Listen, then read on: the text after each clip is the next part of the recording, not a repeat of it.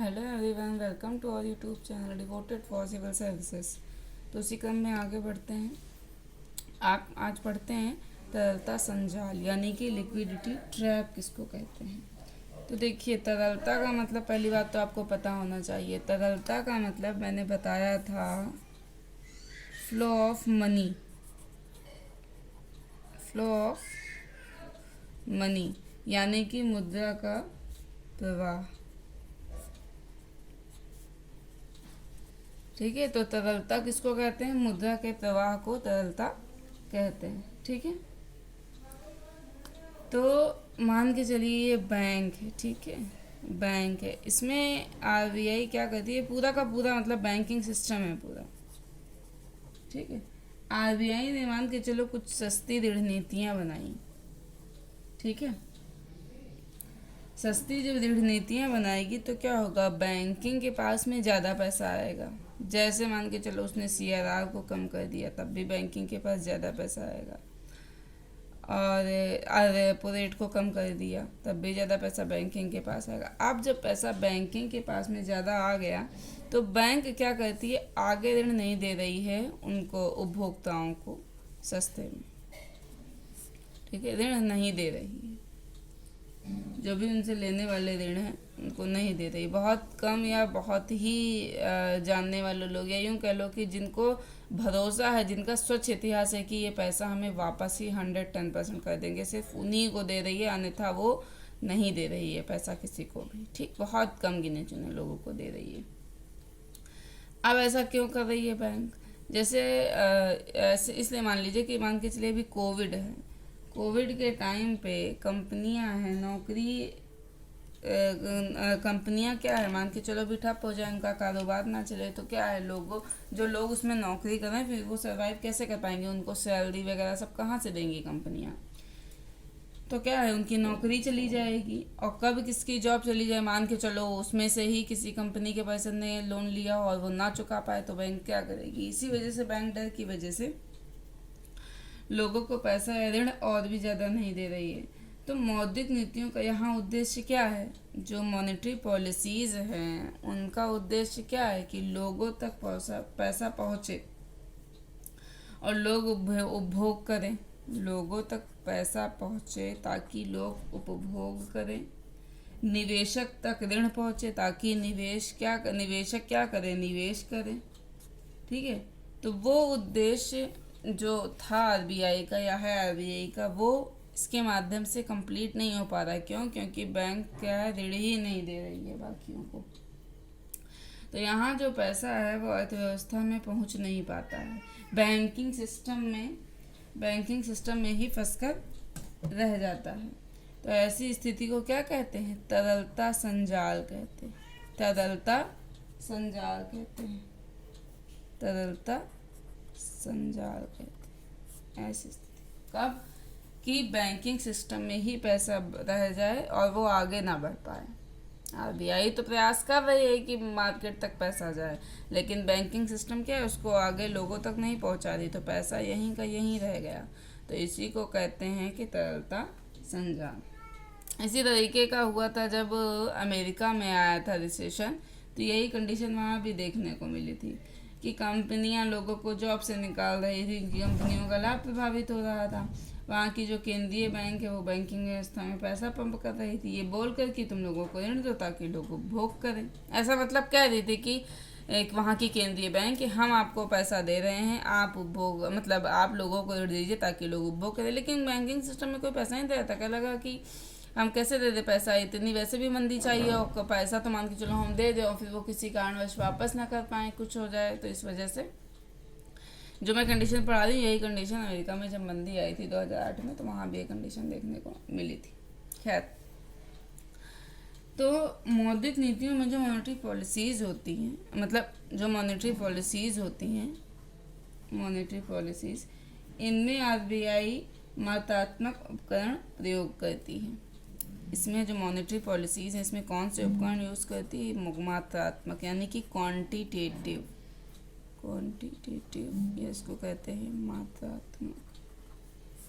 ठीक है, किस लिए यूज़ करती है? कि रेट को घटाने के लिए यानी कम करने के लिए या बढ़ाने के लिए यूज़ करती है। मुद्रा के प्रवाह को यानी कि तरलता को कम करने के लिए या फिर बढ़ाने के लिए यूज़ करती है। इसमें क्या क्या शामिल है? CRR, ठीक है, SLR या OMO, ओपन मार्केट ऑपरेशन, या बैंक रेट, रेपो रेट, ठीक है, MSF, ठीक है ना, ये सभी चीज़ें इसमें शामिल हैं।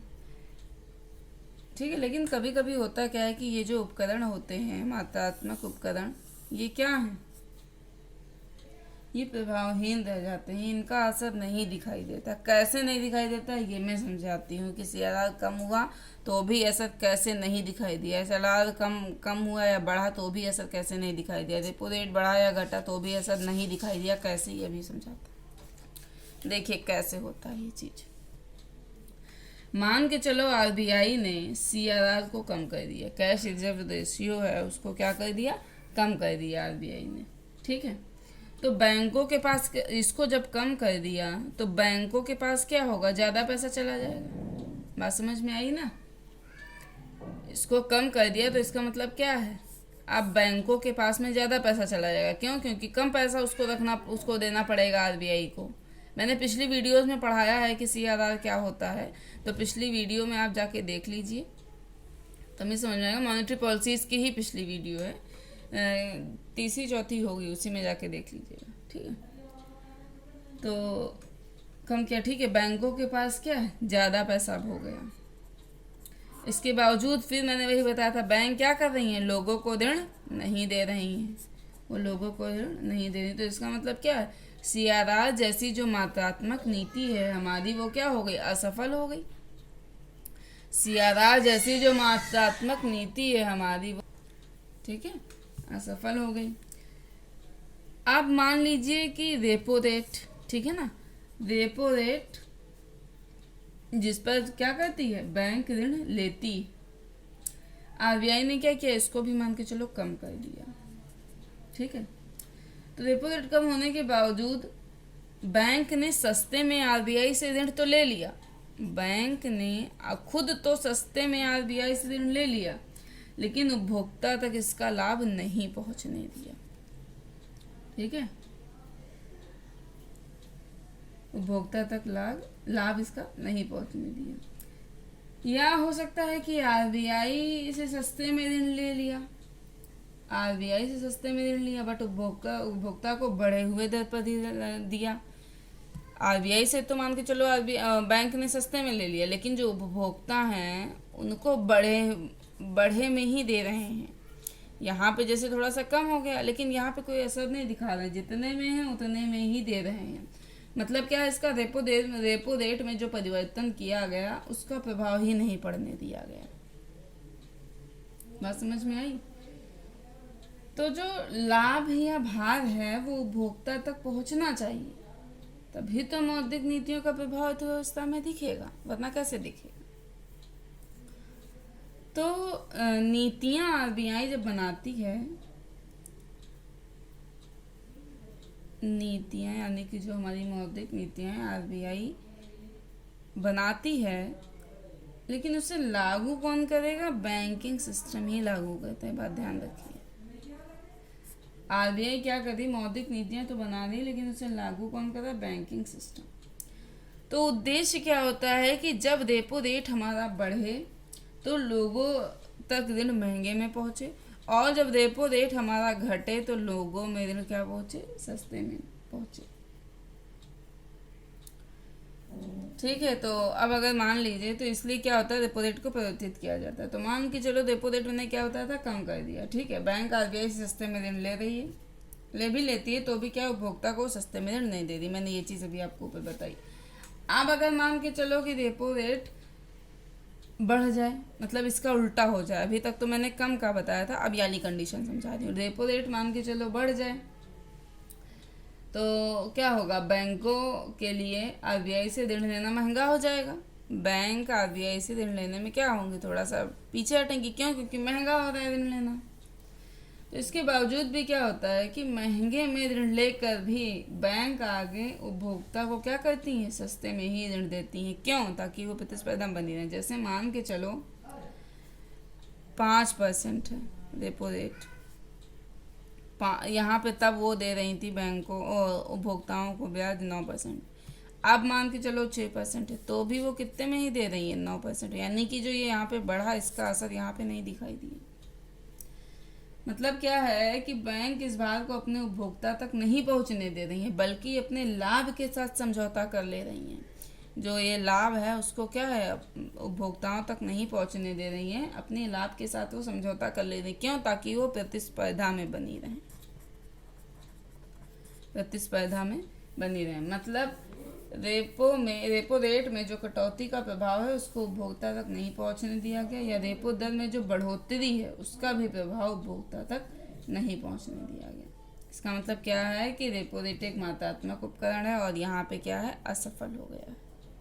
बात समझ में? इसी तरीके से हर किसी का होता है कि मतलब ये मात्रात्मक जितने भी उपकरण हैं सब ठीक तो है, लेकिन क्या है, जब बैंकिंग सिस्टम ही नहीं उसे अच्छे से फॉलो करेगी तो फिर ये इसका लाभ नहीं मिल पाएगा। तो होता क्या है कि जब मात्रात्मक उपकरण असफल हो जाते हैं तो आरबीआई गुणात्मक उपकरणों का यूज करती है। जब मात्रात्मक उपकरण असफल हो जाते हैं, तो होता क्या है कि गुणात्मक उपकरणों का यूज करना शुरू कर देती है। गुणात्मक उपकरणों का यूज करना शुरू कर देती है। ये है क्या गुणात्मक उपकरण? मतलब इसको कहते हैं क्वालिटेटिव इंस्ट्रूमेंट, क्वालिटेटिव, ठीक है। इसके अंतर्गत करते क्या है कि जो आरबीआई है वो बैंकों को उनके नैतिक जिम्मेदारियों का बोध कराती है। इसके अंतर्गत आरबीआई बैंकों को उनके नैतिक जिम्मेदारियों का बोध कराती है, जिसे मोरल सुएशन भी कहते हैं। मोरल सुएशन भी कहते हैं, मोरल सुएशन भी कहते हैं, ठीक है। मतलब कि जो हम परिवर्तन कर रहे हैं उसी अनुरूप मुद्रा के प्रवाह को नियंत्रित करे कौन? बैंक। आरबीआई जो भी परिवर्तन कर रही है उसी के अनुसार कौन परिवर्तित करे? मुद्रा के प्रवाह को बैंक भी नियंत्रित करे। ये क्या है? मोरल सुएशन है। ये बैंकों की नैतिक जिम्मेदारियों का बोध कराते, ठीक है। बात समझ में? इसके आगे देखिए, लेकिन हो सकता है कि इसके बावजूद बैंक ना समझे, क्योंकि नहीं समझ रही है तभी तो ये चीज़ें मैंने भी बताई आपको, समझ नहीं दी तभी तो। जब बैंक नहीं समझेगी तो फिर होगा क्या? आरबीआई फिर डायरेक्ट एक्शन में आएगी। डायरेक्ट एक्शन, अभी तक ये सब क्या है, इनडायरेक्ट था, लेकिन अब क्या है, डायरेक्ट एक्शन में आएगी और जो है बैंकों को चेतावनी भी देगी। क्या करेगी? बैंकों को चेतावनी भी देगी, और फिर भी अगर बैंक नहीं मानती हैं तो उन पे क्या लगाएगी? पेनल्टी लगाएगी। क्या लगाएगी? बैंक पेनल्टी लगाएगी, ठीक है। इसके अलावा पेनल्टी लगाने के बाद भी अगर नहीं मान रही है तो फिर बैंक क्या करेगी? Credit rationing. अभी क्या होती समझाती। आरबीआई क्या कर सकती है? Credit rationing.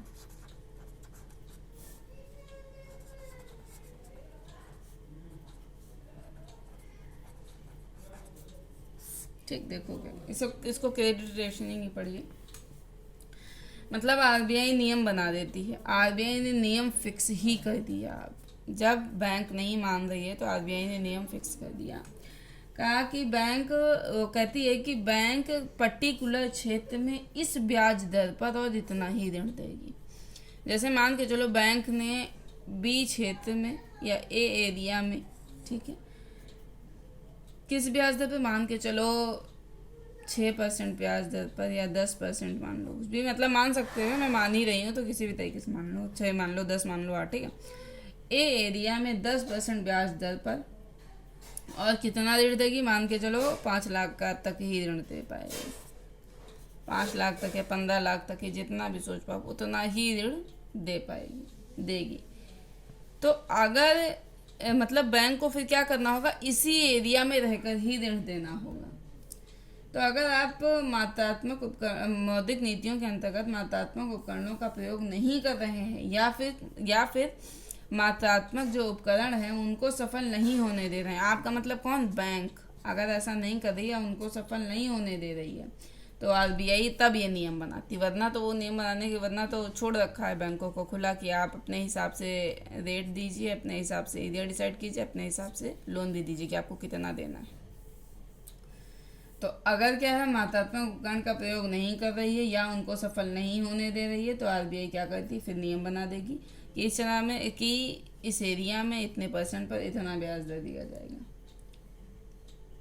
तो अगर मान के चलो नियम बन जाएगा तो उसका क्या होगा, पालन तो करना ही पड़ेगा। यही हमारी क्या है, क्रेडिट रेशनिंग। आई होप आप लोगों को समझ में आया होगा, कुछ इतना टिपिकल नहीं था।